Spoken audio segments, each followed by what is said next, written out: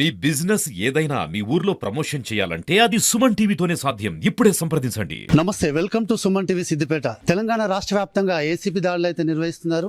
అంటే సంక్షేమ హాస్టల్లో కానీ ఇక్కడ గురుకులాల్లో కానీ దాడులు అయితే నిర్వహిస్తున్నారు. అందులో భాగంగా సిద్దిపేట బీసీ హాస్టల్లో అలాగే గురుకుల హాస్టల్లో కూడా తనిఖీలు అయితే నిర్వహిస్తున్నారు. దానికి సంబంధించిన పూర్తి వివరాలు డిఎస్పీ సుదర్శన్ గారిని అడిగి తెలుసుకుందాం. సార్ చెప్పండి సార్, దీనికి సంబంధించి పూర్తి వివరాలు.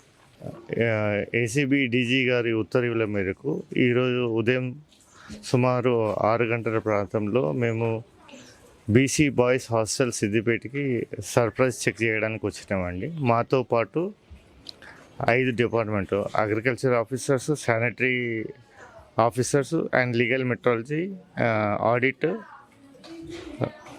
ఫుడ్ సేఫ్టీ, ఈ 5 డిపార్ట్మెంట్ల సహాయంతో ఈ సర్ప్రైజ్ చెక్ నిర్వహించడం జరిగింది.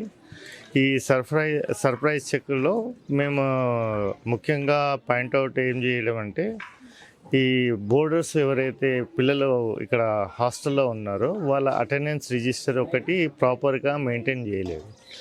ఎవరైతే స్టూడెంట్స్ యాబ్సెంట్ ఉన్నారో దాంట్లో యాబ్సెంట్ మార్క్ వేయకుండా పుట్టి డాట్ చుక్క పెడుతున్నారు అటెండెన్స్ లిస్ట్లో. తర్వాత కింద అబ్స్ట్రాక్ట్ ఉన్నది, ఆ అబ్స్ట్రాక్ట్ కూడా ఫుల్ఫిల్ చేయలేదు, ఫుల్గా రాయలేదు.